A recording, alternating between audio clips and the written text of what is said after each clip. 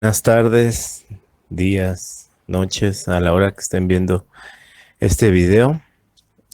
Bueno, les voy a pasar lo de propiedades organolépticas y, y qué va a completar Rodolfo. Bueno, esto viene donde dice trabajo en clase.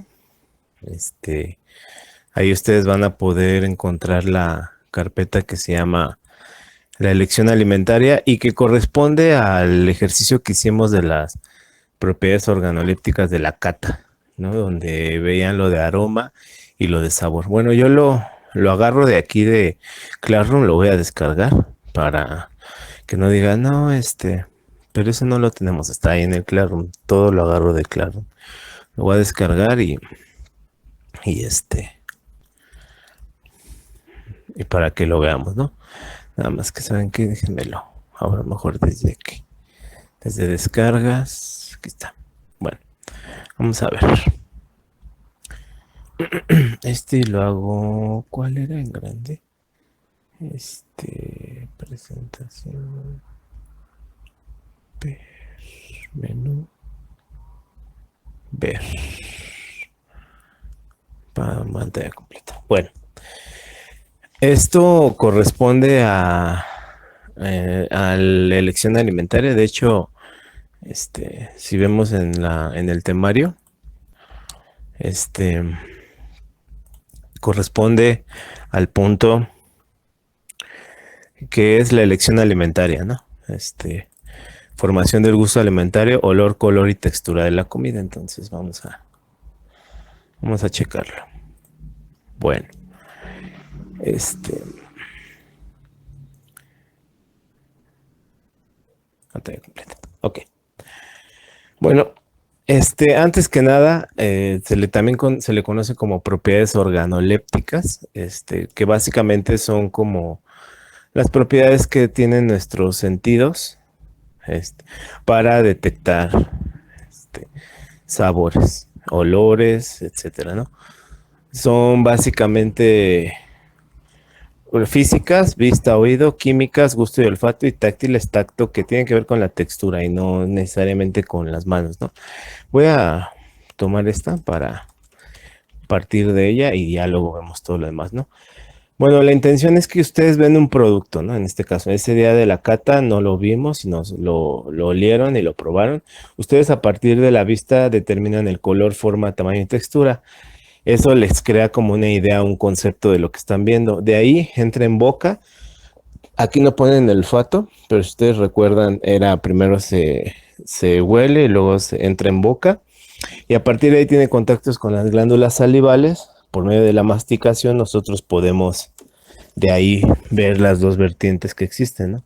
Que es la vertiente de la parte oral y la retronasal. La cavidad retronasal, ahorita vemos qué es eso. La cavidad retronasal cuestión viene en la parte del aroma y en la cavidad oral el gusto. A partir de estas dos propiedades químicas se genera un procesamiento con la cual nosotros podemos identificar y categorizar y generamos una percepción hacia la comida. Ya decimos nuestra aceptabilidad, hablamos de la calidad, pero también lo podemos identificar y de ahí generamos el gusto o el rechazo hacia la comida, ¿no? Bueno, ahora sí vamos por partes. Básicamente vamos a ver los diferentes sentidos, en este caso la vista. Pues en este caso, el colorante que tienen los alimentos son por medio de unos pigmentos, ¿no? Estos pigmentos se pueden dar a partir de lo vegetal o lo animal y estos colorantes son las sustancias que imparten color a los productos. Esta impartición de color puede ser por medio de la biosíntesis, puede ser por medio de ciertos procesos químicos que ocurren dentro de los productos o también por reacciones, ¿no? Que se dan. En este caso se cambia la temperatura, etcétera, ¿no? Por ejemplo, en el caso de la carne, lo que da el color rojizo es la cantidad de mioglobina, la cual puede depender de la edad de la parte del animal, el tipo de músculo y hasta la especie, ¿no? Por ejemplo, cuando se da una exposición al aire o algunos le dicen se va pudriendo o se oxida, la mioglobina va cambiando los colores, ¿no? Puede ser un rojizo, puede ser un color más, más pardo o un color más morado, ¿no? Ahora, también otro de los factores que influyen en el color es si existe o no presencia de bacterias, ¿no? U otros microorganismos que puedan generar una modificación en la calidad del producto, o también la oxidación de las grasas, ¿no? Al final de cuentas, dependiendo la grasa que tenga la parte en este caso de, de la carne, es la que genera al contacto del aire, una oxidación, ¿no? Ahora, hay otros factores como la luz, por ejemplo, el oxígeno, la temperatura o ciertos químicos que pueden generar cierta decoloración, ¿no? Ahora, en el ámbito de la industria alimentaria, por ejemplo, podemos ver el suero de leche. El color amarillo da cuenta del suero de leche y se obtiene por una síntesis química o algunos procesos de cambio de evaporación, ebullición, etcétera, ¿no?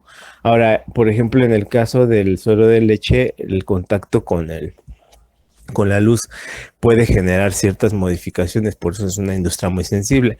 En el caso del caramelo, pues es el azúcar, se calienta y esto es lo que da una coloración al colorante caramelo. Esta coloración se le añade en el contexto de la industria alimentaria a algunos productos, ¿no? Como cerveza, pan, caramelos, helados, postres, etcétera, ¿no? Aquí tienen ustedes pues es una paleta de colores donde tienen el pigmento, tienen la fuente, o sea, de dónde proviene, y la solubilidad. A veces son solubles en agua, en grasa, etcétera, y eso de alguna manera puede modificar la coloración, ¿no? En el caso del gusto, bueno, el esquema tradicional planteaba que la lengua tenía diferentes partes, las cuales detectaban ciertos sabores, ¿no? Los sabores son, básicamente, dulce, salado, amargo, ácido y umami, ¿no? Ahorita los vemos. Ahora, el esquema actual nos ha dicho que en toda la lengua existen lo que son papilas gustativas y no hay una especie de punto donde se detecte más un sabor que otro, ¿no? Dado que tenemos papilas gustativas y estas tienen botones gustativos, se encuentran dentro de la lengua, pero también no solamente en la lengua, sino en menor medida en el paladar, abajo de la lengua, en las encías. Entonces, lo que produce el gusto es una reacción química que se genera dentro de la boca y que al contacto de la papila gustativa se detecta una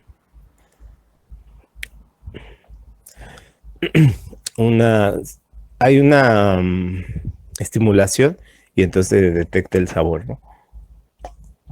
El sabor puede cambiar por cuestiones de temperatura. También otra cosa importante es que si uno está constantemente con un sabor, genera cierto grado de tolerancia.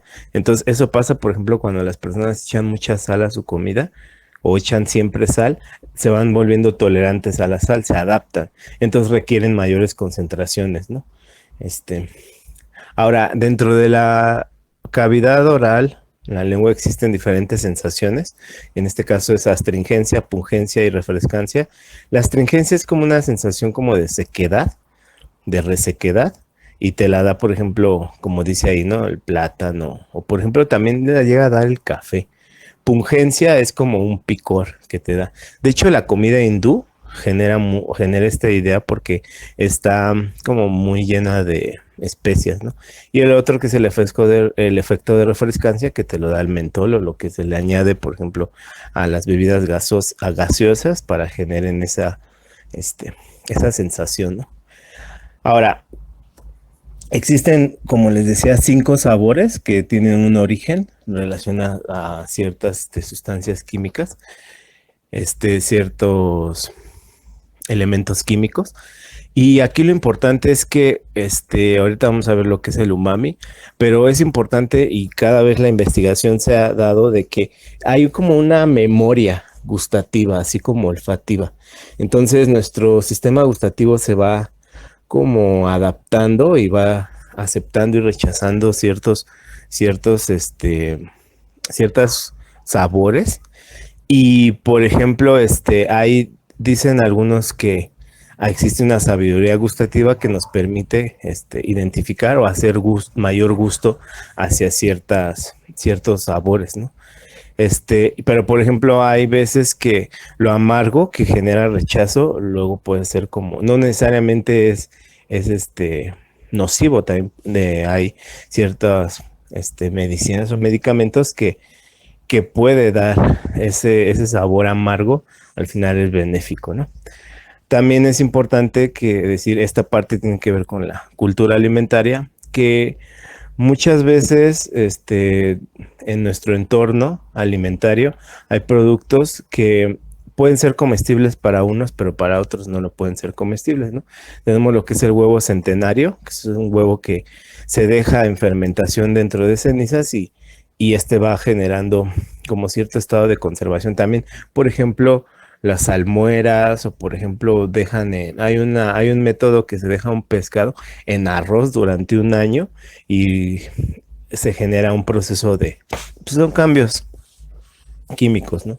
O este queso, el queso que lleva 200 días de maduración, y como también el queso azul, hay ciertos quesos, ¿no? Que, a algunas personas puede ser muy apetecible y para otras genera cierto rechazo, ¿no? O hasta la misma, hay partes del cerdo ibérico que lo dejan en ciertas cavas ahí reposar y nada más retiran el hongo y lo van, se va siendo consumido. O el mismo pozol, el que les llevé, bebido, el pozol que les digo, que se va dejando y se va amargando. De hecho, yo tengo uno y espero que se vaya amargando, a ver, después si lo probamos.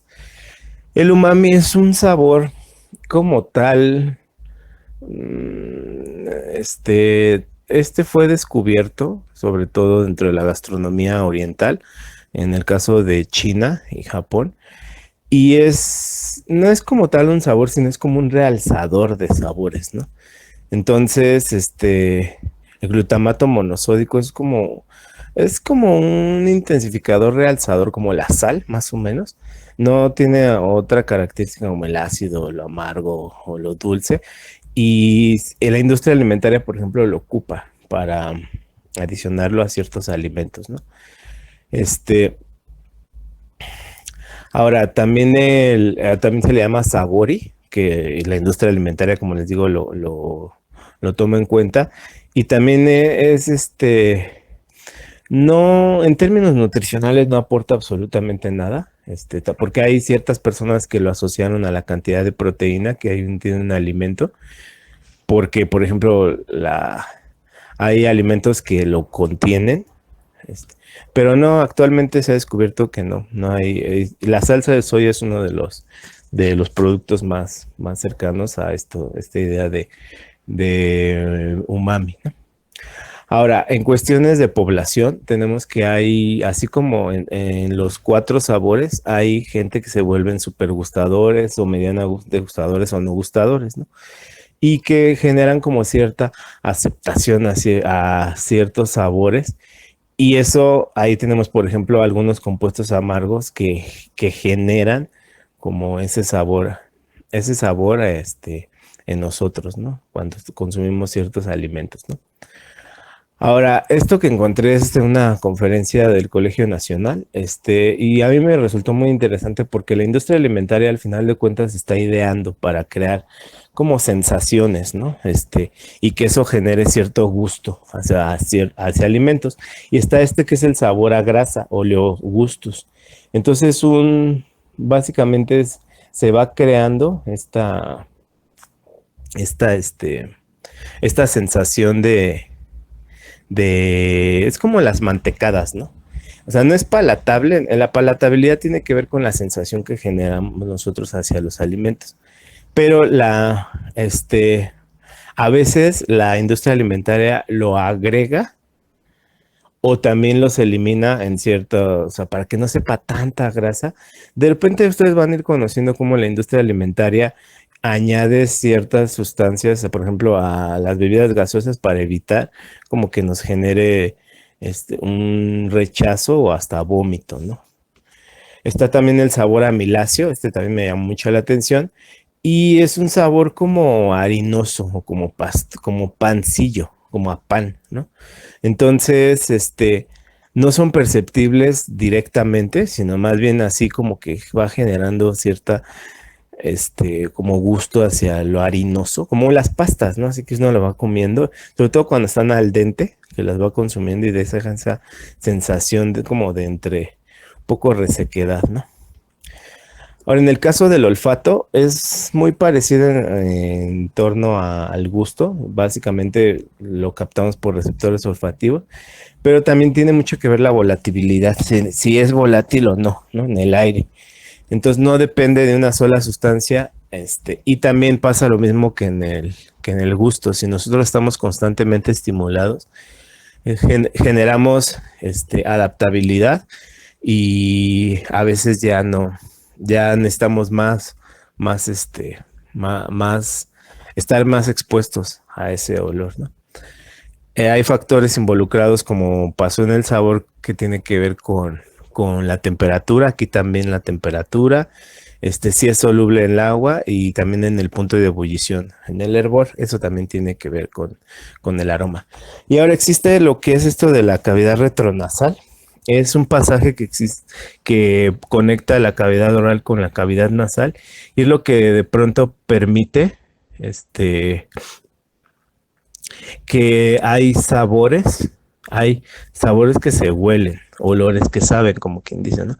Eso pasa con los tés, ¿no? O que uno huele ya, como que ya va detectando cierto sabor, ¿no? O las tisanas, etcétera, ¿no? También existe dentro de de sensaciones, como en el gusto, también existe la quimiestesia, que son las sensaciones también orales y nasales por el pasaje retronasal y que puede generar como el ardor, la frescura, el picazón, el hormigueo, el tingling, que es el del refresco, o el adormecimiento, ¿no? En el caso de las especias, ¿no? Ahora, en relación al tacto y la textura, no es tanto lo que pueda detectar como tal nuestras manos, porque hay veces que los alimentos sí o no los consumimos con las manos, sino también dentro de la textura que la genera dentro de la boca, ¿no? Y esto ya algo así lo habíamos visto cuando les dije de las propiedades de la textura de los alimentos, ¿no? Entonces, básicamente la textura de los alimentos las percibimos a partir de nuestros sentidos y es aspereza, suavidad y granulosidad. Digo, son como las generalizados, dureza, cohesividad, elasticidad y adhesividad, pero hay otras más, 9, que ahorita las vamos a ver, ¿no? Dureza, pues es cuando un producto sientes como que lo trituras y generas una fuerza y lo deformas. Cohesividad es cuando se va deformando, como el mazapán. Elasticidad es como la liga, ¿no? Como el pulpo, calamar. Y la adhesividad es cuando se pega como el cacahuate, ¿no? A la boca, ¿no? Tenemos la dureza, las manzanas, coco. Cohesividad, como les decía, el mazapán o también tiene que ver con que no se rompe, como que se vuelve medio chicloso. Elasticidad, como les decía, que no se rompe y se puede alargar. Y la adhesividad, como las pastas, como la cebolla o el chocolate, ¿no? Que se va generando como se va sintiendo pegajoso, ¿no? Ahora existen otras más, que es la cohesividad, la viscosidad, por ejemplo, la granulosidad, como la tapioca, estructura, es muy parecido a la dureza, pero es que hay ciertas estructuras muy definidas en algunos alimentos, ¿no?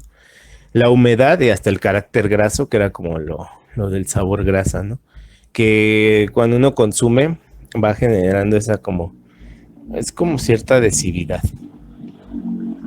La textura pues va generando también una apariencia al producto y nos permite generar una sensación al sentirlo y tocarlo, pero también es importante porque esta es una de las propiedades más importantes al momento de definir un alimento, porque lo podemos ver al momento de probarlo, o sentir la textura, ya también nos habla de la calidad del producto, ¿no? Por ejemplo, cuando dejan unas galletas o unas botanas abiertas, pues va perdiendo, genera humedad y y va perdiendo la calidad, ¿no? Se va reduciendo.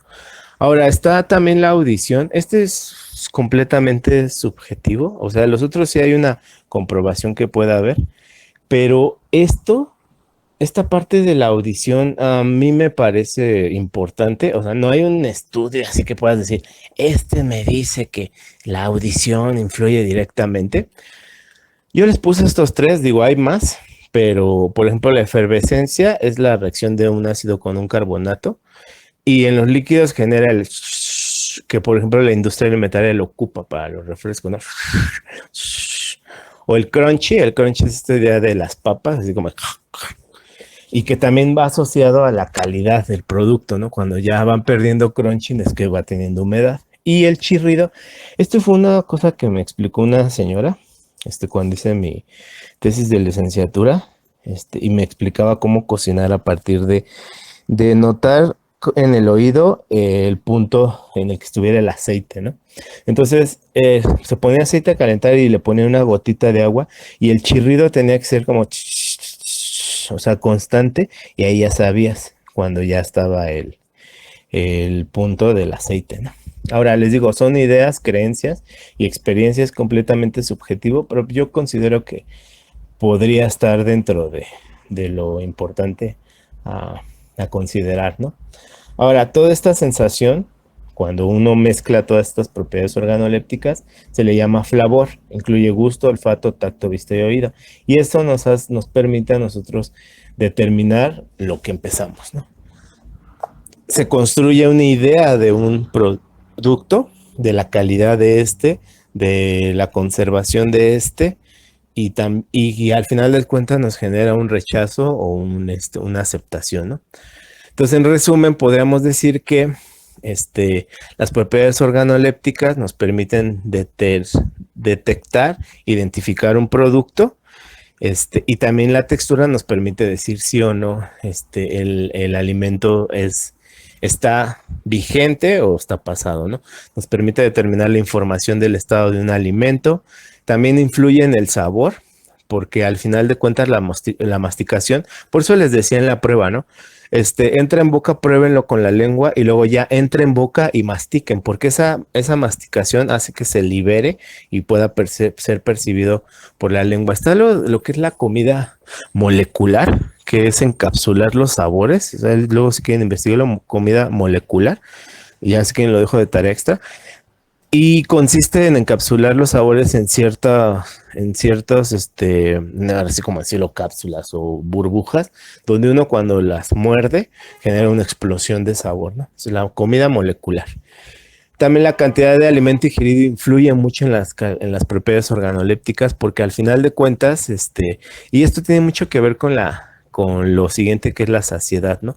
Conforme uno va consumiendo muchísimo de un producto, muchísimos alimentos, te vas adaptando y te vas acostumbrando. Entonces, al final de cuentas, esto va a influir sobre todo en el sabor, ¿no? Y la sensación de saciedad, nos va a decir cómo, la saciedad no es igual que estar lleno. Eso es algo importante. Y otra cosa a decir es que la saciedad también nos va a permitir, sí o no, el rechazo de un alimento, ¿no? Aquí tienen cierta bibliografía de donde saqué la información, por si quieren pues buscar y todo eso. Algo otra es de la presentación del Colegio Nacional. Bueno, hasta aquí sería lo de las propiedades organolépticas.